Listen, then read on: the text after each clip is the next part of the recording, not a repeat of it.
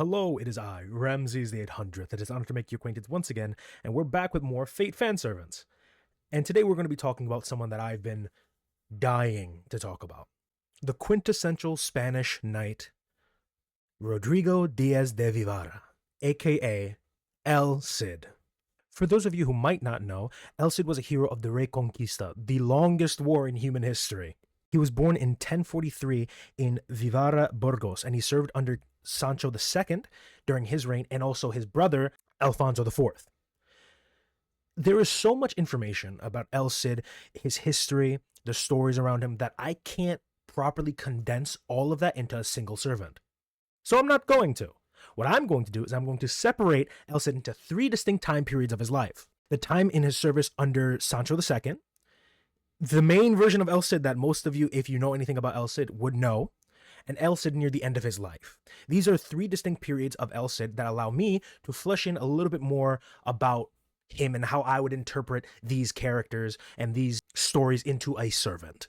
Now, in separating El Cid into these distinct parts, I feel like I need to mention something very important. El Cid has a lot of actual history about him. I know that sounds weird, but the fact is we have a lot of direct records of El Cid, his actions, and what he did when he was alive, that a lot of his stories as well, like the myths and legends such as the story of Les Cid, the story of El Canta de mi Cid, the main epic poem of El Cid, a lot of his mythology are very grounded in reality, but they still diverge from what actually happened. A prime example, a lot of flavors of El Cid have him either being a very rebellious young man that defied authority and fought against them on a few occasions, where in history El Cid was very loyal, even to a king that was very disrespectful and very mean to him.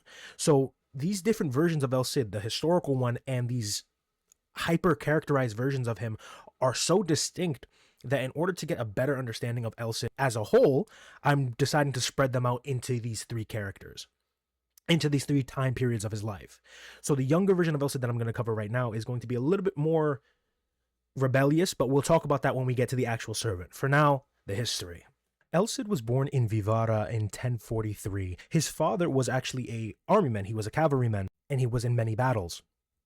His mother was a part of lower aristocracy, and in their later years, a lot of the peasants actually viewed El Cid as one of their own. So when he was young, he would often get trained by his father and would learn the basics of being a knight.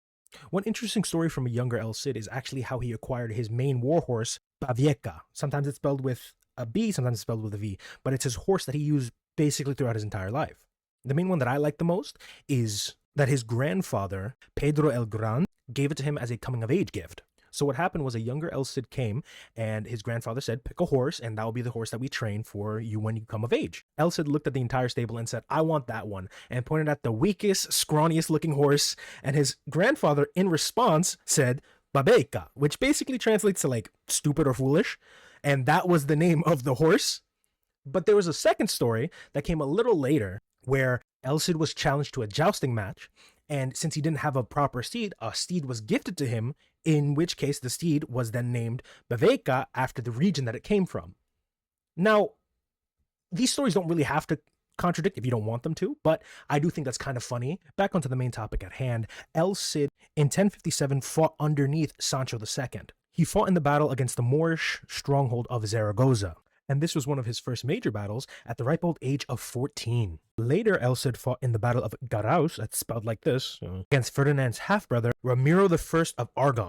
And it's said in this battle, in some legends, that this is where he got the title of Campeador. Campeador is kind of just means champion or winner of battlefield, basically champion. It said he fought an Aragonese knight in single combat and beat him. That's where he got the title of Campeador. Now, this is a pretty impactful moment. I like to picture it as everyone seeing this young man deciding to fight this probably a lot older knight, and they just make a giant mosh pit circle around them and go, fight, fight, fight, fight, and he managed to kill him, which is still pretty impressive, because one thing about El Cid is that he's never lost a battle. Every battle he's been in, from when he was young to when he died, he's never lost a fight. Since we're talking about El Cid in his younger years, or at least the earlier years of his career as a knight, I want to talk about how impactful he was to Sancho as one of his vassals. In 1066, Sancho II assigned to Rodrigo the title of Supreme Captain of the Royal Army. That is basically the leader of leaders in the army. Rodrigo was in charge of so many battles and won almost every single one of them, including altercations with his future king, Alfonso IV, who is Sancho's brother. And due to that title and importance in the army, I believe this is the origin of El Cid's more rebellious sides in stories, since the entire court loved him so much that when Alfonso did come in, he was so scared of Rodrigo rebelling against him that's why he first banished him, but we're not talking about that yet. Another interesting history fact is his love, Jimena. Sometimes it's spelled with an X, sometimes it's spelled with a J. I like the X version because it's a little bit more fascinating, but in truth, it was probably with a J. Jimena was, in history, in 1074, married El Cid as the niece of King Alfonso. Now, if you know anything about El Cid's stories, you probably know about the other epic poem, or in this case play, Le Cid, which covers a love, tragic romance between El Cid and Jimena. Now, in this story, it kind of doesn't fit, because in this story, Rodrigo's father is alive, which at this point in history, his father would have been long dead. So it also takes place before his first exile, which would mean that the king in the story is Alfonso, but it's a little shaky. In this story, Jimena's father, Count Lorenzo, disrespects El Cid's father, and as a honor bound, he is forced to fight his love's father. He doesn't want to at first, but his father basically convinces him, saying, "Hey son, you gotta do this for me, right? It's your honor as my son and as a knight."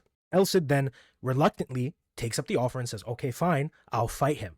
There's a short excerpt from a poem that covers him grappling with the idea that he has to fight Jimena's father. And this is very interesting. He calls upon the name of an ancient Castilian hero known as Mudara of Castile. The story of Mudara is also titled El Canto de los Siete Infantes de Lara, otherwise known as the Song of the Seven Infantes of Lara. And the seven infantes are actually Mudara's half-brothers. His father was a Castilian nobleman, and his mother was a Moorish woman.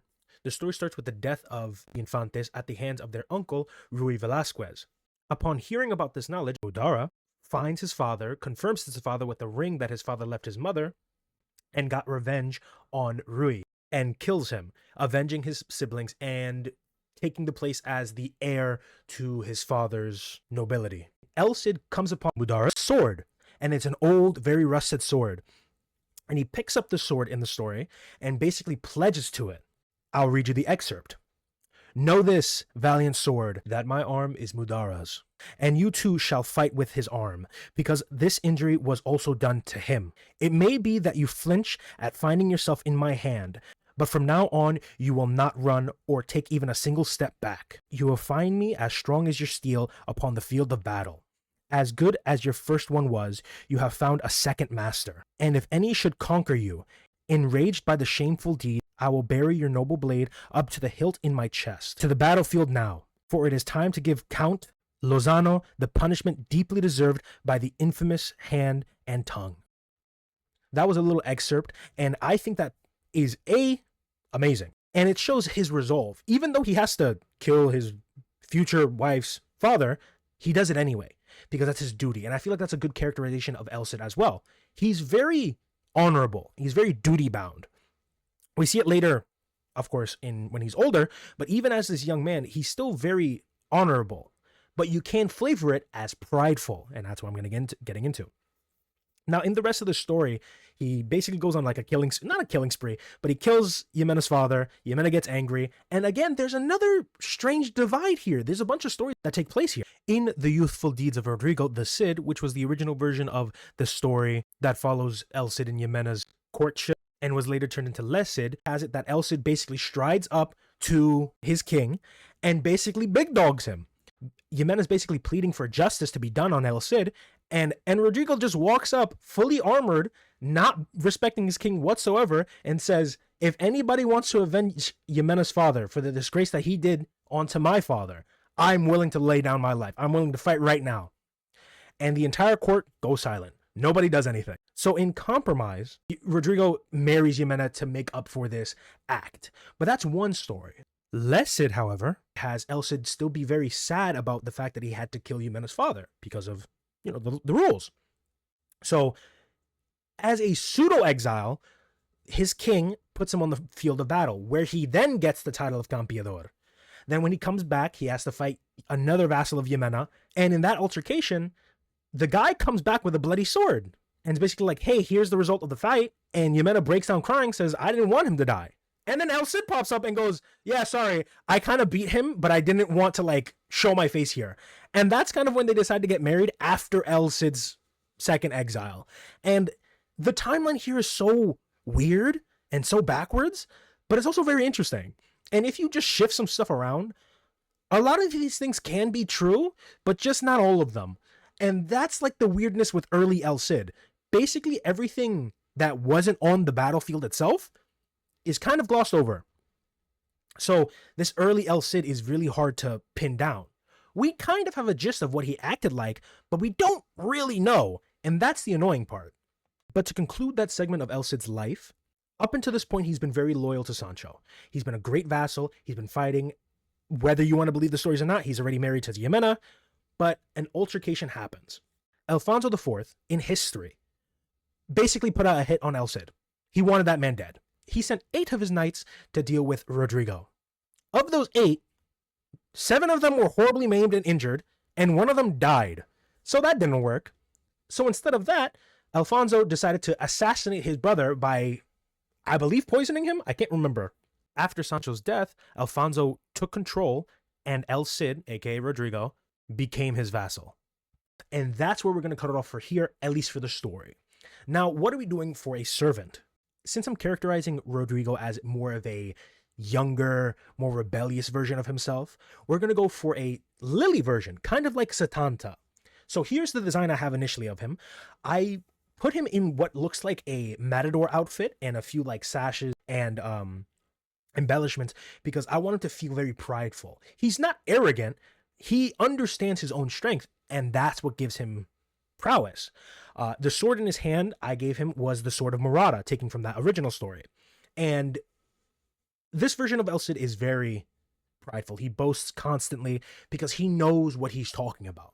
And he knows that he's going to be a great hero. Sometimes when you deal with servants that are like past versions of themselves, the memories are a little shaky. Rodrigo here has an understanding of where his story ends up and what his life is going to be, but he doesn't have it like clear, right? He knows the basic bullet points that we might know. So he knows he's going to have a great life, he's going to win every single battle, and he's going to be a great hero, and he's going to die an amazing death. But he doesn't really know the in-betweens. He doesn't really remember Yemena at this point, because this is basically him before that, but also during that. So it's a little shaky.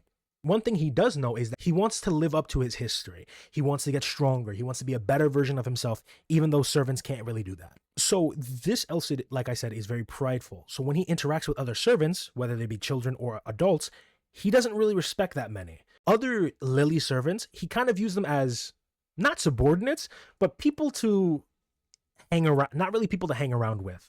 He respects Satanta, but also wants to fight him. He respects Artoria Lily, but also views her as someone to be protected and not someone to be on the battlefield. When it comes to servants that can train him, he's so gung-ho about it. He's one of the only servants that would want to be trained under Skahak, under Chiron, under Leonidas. He would love these people. Also, when it comes to servants with horses, whether they be Lancer Artoria, even other kings like Best Friend over here, he would talk about their horses, but he'd always say it in comparison to his own horse, Medica. He'd say things like, oh, your horse is strong, but my horse is stronger. Your horse is fast, but my horse is faster. He'd always be comparing things like this. And like I always say, a servant is based, if not by their kit, by how they interact with other servants. So having a servant be able to interact with so many different servants in so many unique ways would be very interesting and basically make them live beyond their event. When it comes to a kit and a noble phantasm, I assume his noble phantasm would be a reflection of that one conflict that gave him the title of Campeador. And if anything, the name would probably be Campeador, where he pledges to the sword of Murata in order to gain the strength to battle a single opponent. It'd be a single target Buster NP. I think an interesting way you can do it is basically you put a target on your opponent or the enemy that you're fighting, and if you kill them, pop their guts, or break their bar, you get a massive buff. Basically, you're respecting your pledge.